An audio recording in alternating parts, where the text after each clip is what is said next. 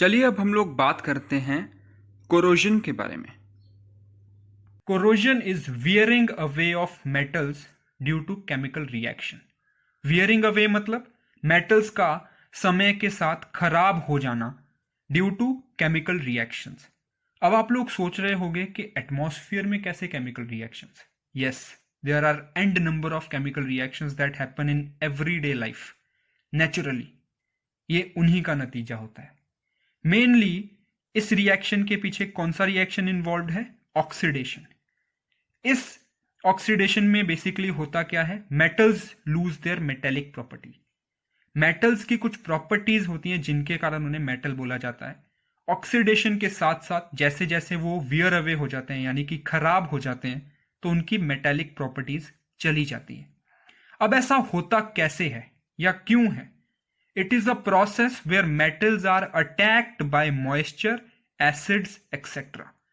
यानी कि या तो उनके ऊपर किसी एसिड का अटैक होता है जो कि नेचुरली भी फॉर्म हो सकता है, जो कि केमिकली भी बन सकता है, या फिर मॉइस्चर के कारण हो सकता है।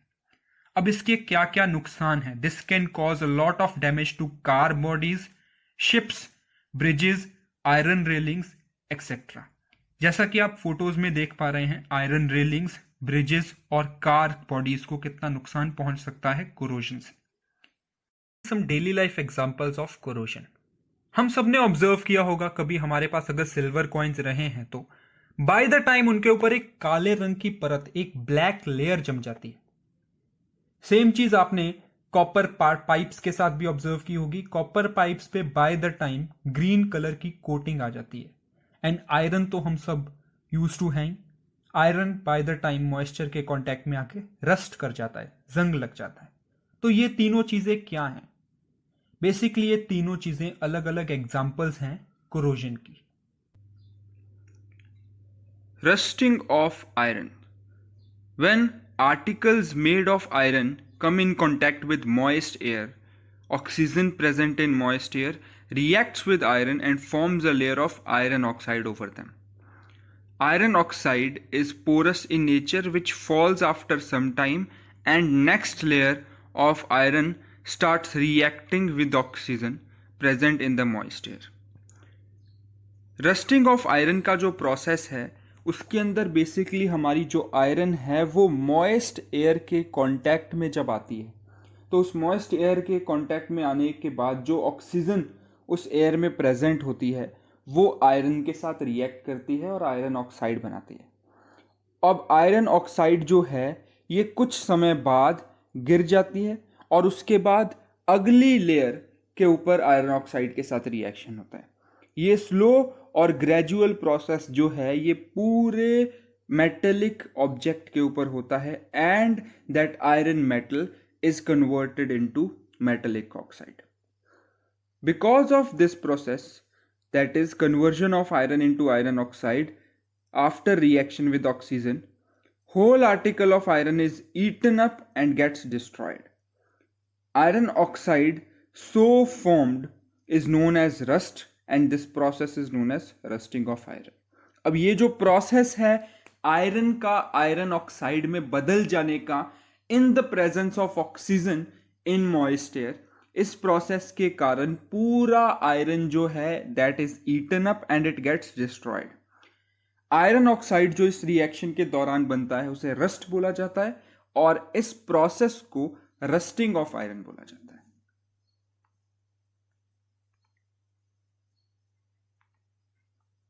Reaction involved in rusting of iron. Rusting of iron के अंदर क्या रिएक्शन होता है? When iron reacts with water and oxygen, it forms iron hydroxide or ferric hydroxide. The ferric hydroxide after dehydration turns into ferric oxide. Simple सा reaction है। Iron water और oxygen के साथ रिएक्ट करके रस्ट का formation करता है जिसे हाइड्रेटेड आयरन ऑक्साइड या रस्ट भी बोला जाता है। Conditions for rusting of iron. For rusting of iron, iron should come in contact with oxygen and water in abundance of anyone, that is water or oxygen, iron does not get rusted. सबसे पहली condition ही ये है कि iron को oxygen और water दोनों के contact में आना पड़ता है अगर उसके अंदर रस्टिंग होनी है तो। अगर वाटर और ऑक्सीजन में से कोई भी एक चीज मिसिंग है तो आयरन को रस्ट नहीं लगेगा। Thus, when iron metals come in contact with moist air, it gets rusted. इसीलिए जब आयरन जो है वो मॉइस्ट एयर के कांटेक्ट में आता है तब उसमें रस्ट लग जाता है। And if there is no moisture present in air, iron would not be rusted. Hence, by preventing either oxygen or water to come in contact, we can prevent rusting of iron. अगर हवा के अंदर कोई नमी मौजूद नहीं है, कोई मॉइस्चर मौजूद नहीं है, तो उस सिचुएशन में रस्टिंग पॉसिबल नहीं होती। तो in case of preventing our self from rusting, हमें क्या करना होता है? हमें या तो ऑक्सीजन या तो वाटर के कांटेक्ट में आने से हमारे आयरन के अप्लायंस को या प्रोडक्ट को बचाना होता है। Rusting of iron, since oxygen and water both are necessary for formation of ferric oxide, that is rust. By preventing either oxygen or water from coming in contact with iron, rusting can be prevented. जैसा कि हमें पता चला कि oxygen और water दोनों के contact में आने के बाद ही रस्टिंग पॉसिबल हो पाती है, तो रस्टिंग को प्रिवेंट करने के लिए हमें इन्हें किसी भी ऑक्सीजन या वाटर मॉलिक्यूल के कांटेक्ट में आने से बचाना होता है। There are many methods to prevent rusting of iron. Iron की रस्टिंग को प्रिवेंट करने के लिए हमारे पास बहुत सारे मेथड्स हैं। Painting, by painting the articles made of iron, rust can be prevented. Making a coat of paint over the articles made of iron prevent iron from coming in contact with moisture present in air, and this prevent rusting. किसी भी iron से बने हुए article को paint कर देना rusting को prevent करता है। हम लोग अगर उसके ऊपर एक कोट ऑफ पेंट फेर देते हैं तो वो आयरन का जो भी प्रोडक्ट है वो सीधा कांटेक्ट में आने से बच जाता है, मॉइस्चर जो कि एयर के अंदर प्रेजेंट है उससे। Hence it eventually prevents rusting. This is the cause that grills, cars body, steel furniture, bridges of iron etc. and many other articles are painted at regular basis. इन्हें regular basis पे paint किया जाता है ताकि rusting avoid की जा सके। Applying grease or oil. Applying a coat of grease or oil also prevents the articles made of iron to come in contact with moisture present in air. Grease और oil का एक coat इनके ऊपर फेर देना, ये मॉइस्चर जो भी है हमारे एयर में प्रेजेंट उससे कांटेक्ट में आने से बचाता है हमारे आयरन ऑब्जेक्ट्स को। And by applying a coat of grease और oil, rusting of iron is also prevented. This is the cause that coat grease is applied over the chain of cycle and many other machine parts which prevent them from getting rusted. यही कारण है कि हम cycle की chain पे या और भी कई सारे मशीनरी के पार्ट्स के ऊपर ग्रीस अप्लाई करते हैं ताकि उसे रस्टिंग से प्रिवेंट किया जा सके। Galvanisation, galvanisation is the process of depositing a layer of zinc over articles made of iron. Iron से बने हुए आर्टिकल्स के ऊपर जिंक की एक लेयर चढ़ा देना, एक परत चढ़ा देना गैल्वेनाइजेशन है। A thin layer of zinc over iron metals prevent it to come into contact with moist air and rusting is prevented. बहुत पतली लेयर जिंक की किसी भी आयरन के मेटल के ऊपर उसे मॉइस्ट एयर के कांटेक्ट में आने से बचाती है और उस प्रोसेस से रस्टिंग को प्रिवेंट किया जा सकता है। However, zinc is more reactive than iron, but when zinc comes in contact with oxygen present in air, a thin layer of zinc oxide is formed over it, which further prevents zinc to react with oxygen present on it. Zinc iron से ज़्यादा reactive है, लेकिन जैसे ही zinc जो है ये oxygen के contact में आता है, एक पतली लेयर बन जाती है जिंक के ऊपर जो कि उसे ऑक्सीजन के साथ रिएक्ट करने में मदद करता है। This is the cause that pipes used for water supply, buckets made of iron etcetera are galvanized to prevent rusting. जो भी आयरन ऑब्जेक्ट्स हैं, जिन्हें हम रेगुलर यूज़ में लेते हैं, चाहे वो वाटर सप्लाई के पाइप्स हों, चाहे वो बकेट ऑफ आयरन हो, इन्हें जिंक के साथ गैल्वेनाइज किया जाता है। टिन और chromium plating, depositing of a layer of tin or chromium over articles made of iron or any other metal is called tin or chromium plating. This layer of tin or chromium metal is deposited over iron by the process of electroplating. Tin और chromium जैसे metals को by the process of electroplating हम इसके अंदर include कर देते हैं, इसके ऊपर डिपॉजिट कर देते हैं। दिस लेयर ऑफ टिन और chromium which are resistant to corrosion prevent articles made of iron to come in contact with moisture present in air. Tin और क्रोमियम की जो लेयर है ये आयरन के आर्टिकल्स के ऊपर चढ़ा दी जाती है जो कि उसे कोरोजन से बचाते हैं। This is the cause that many articles made of iron come in chromium और tin plating such as cycle rim, tiffin boxes, water taps etcetera. बहुत सारे हमारे डेली यूज के आर्टिकल्स के ऊपर टिन या क्रोमियम का प्लेटिंग होता है, जैसे साइकिल के रिम हो गए, टिफिन बॉक्सेस हो गए, वाटर टैप्स हो गए, हैंडल्स ऑफ बाइसाइकिल्स हो गए, कार बम्पर हो गए। ये सारी चीजों के ऊपर टिन और क्रोमियम प्लेटिंग की जाती है for the very same reason, to prevent them from rusting.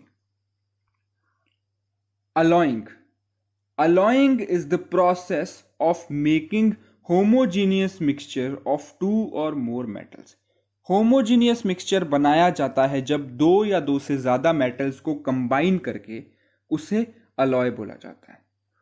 Stainless steel is made by mixing of iron, chromium and निकल। जो स्टेनलेस स्टील है वो आयरन, क्रोमियम और निकल तीनों को मिक्स करके बनाया जाता है।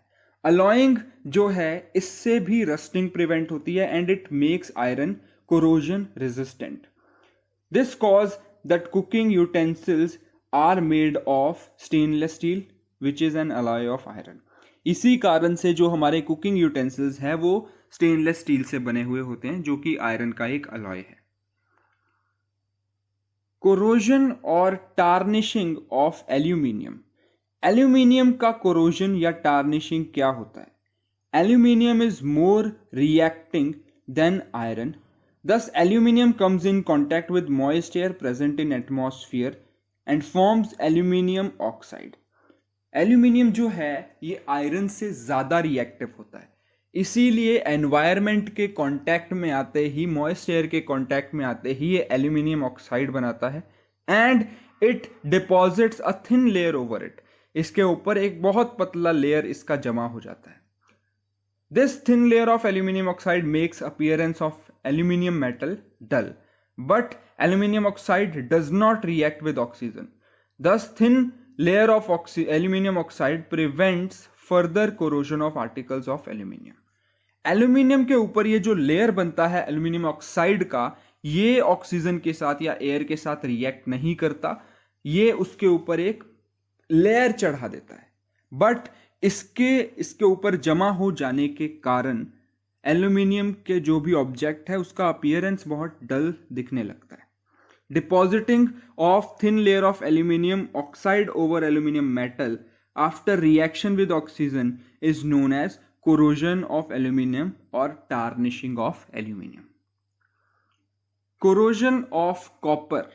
When copper metal is exposed to air for long time, a green coat is deposited over it. जब कॉपर मेटल को हम एयर के साथ एक्सपोज करते हैं थोड़े ज्यादा वक्त के लिए, उसके ऊपर ग्रीन कलर की कोटिंग आ जाती है which makes copper to appear dull. This happens because of reaction of copper with carbon dioxide and water present in air. ये कॉपर के कार्बन डाइऑक्साइड और वाटर की मौजूदगी के कारण होता है। Because of this reaction a thin layer of copper carbonate is deposited over copper metal. Copper carbonate के ऊपर थिन लेयर जो है वो डिपॉजिट की जाती है कॉपर मेटल की। Usually we see copper coins and other articles of copper becoming greenish और blackish after some time because of exposure with atmosphere. This is called corrosion of copper और tarnishing of copper. Corrosion of silver. When silver metal comes in contact with sulfur present in air, it becomes dull.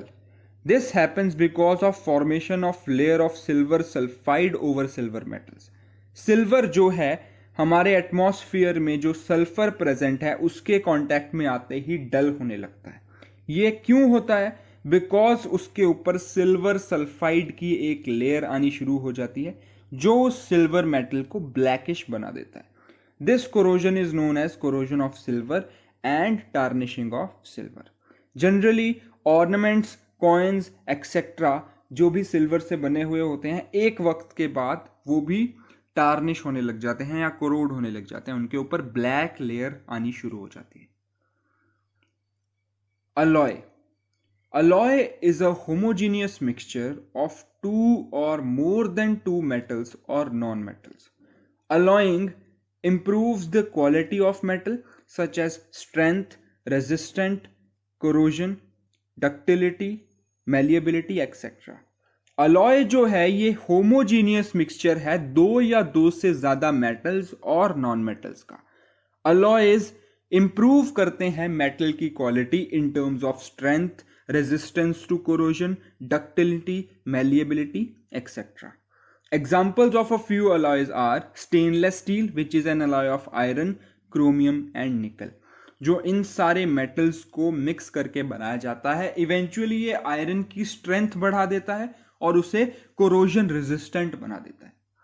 Carbon is mixed with iron to make iron hard and stronger. अब इसी दौरान carbon भी इसके अंदर mix किया जाता है ताकि उसे हार्ड और स्ट्रॉन्ग बनाया जा सके. Bronze. Bronze is the alloy of copper and tin. Bronze is made by mixing 88% copper and 12% tin. अब सबसे पहला और मोस्ट कॉमनली यूज्ड स्टील के बाद अलॉय ब्रॉन्ज है जो कि बनाया जाता है कॉपर और टिन को मिक्स करके.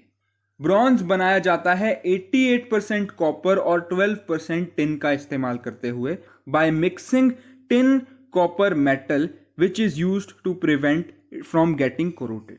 इसके अंदर टिन इसीलिए डाला जाता है ताकि इसे कोरोजन से बचाया जा सके. जैसा कि अभी हमने थोड़ी देर पहले डिस्कस किया था टिन एंड क्रोमियम प्लेटिंग के अंदर कि टिन और क्रोमियम मेटल्स की प्लेटिंग की जाती है अलग अलग मेटल्स के ऊपर ताकि उन्हें कोरोजन से बचाया जा सके. Bronze has been used for ancient time. It has been used in making ship parts, submerged bearings and statues etcetera. Bronze का इस्तेमाल हम काफ़ी पुराने समय से करते आए हैं. इसका इस्तेमाल शिप के पार्ट्स बनाने में, सबमर्ज्ड एरियाज बनाने में और स्टैचूज बनाने में किया जाता है. Brass. Brass is the alloy of copper and zinc. By mixing zinc malleability of copper increases. Brass जो है ये कॉपर और जिंक का अलॉय है. अब कॉपर के साथ जिंक को ऐड कर देने से कॉपर की मैलिएबिलिटी बढ़ जाती है. So brass is more malleable than copper. Brass is also corrosion resistant because of mixing of zinc. Brass जो है जिंक के मिल जाने के कारण एक तो हाईली मैलिएबल हो जाता है और कोरोजन रेजिस्टेंट हो जाता है. Brass is used in making statues, musical instruments etcetera.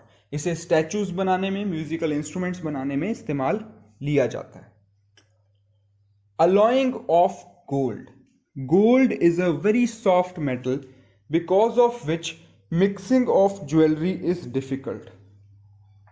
Hence, to increase its hardness, copper or silver is mixed with gold. Gold जो है ये बहुत ज़्यादा सॉफ्ट मेटल है जिसके कारण इसकी ज्वेलरी बना पाना, सिर्फ इससे ज्वेलरी बना पाना मुश्किल होता है.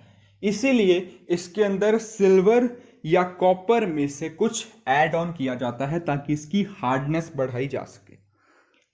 Pure gold is said to be of 24 carats. Gold jewelleries available in market are usually of 22 carats. This means 22 carat of gold contains 2% of copper or silver and 98% of gold. Amalgam. If alloys, one of the metal is mercury, then alloy is called amalgam. Amalgam is a homogeneous mixture of mercury and any other metal. अगर किसी भी alloy के अंदर mercury है तो उसे amalgam नाम दिया जाता है। Amalgam is basically the homogeneous mixture जो कि एक मर्क्यूरी और किसी भी दूसरे मेटल के साथ बनाया जाता है।